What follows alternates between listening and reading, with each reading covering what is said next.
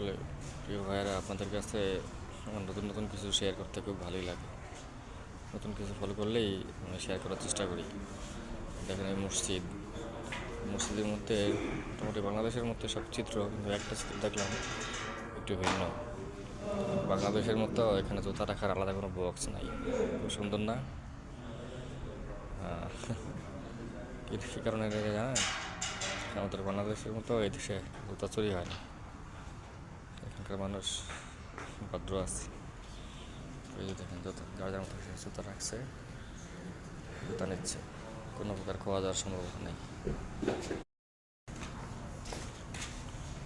আসলে প্রিয় ভাইয়েরা, আপনাদের কাছে আমার নতুন নতুন কিছু শেয়ার করতে খুব ভালোই লাগে। নতুন কিছু ফলো করলেই আমি শেয়ার করার চেষ্টা করি।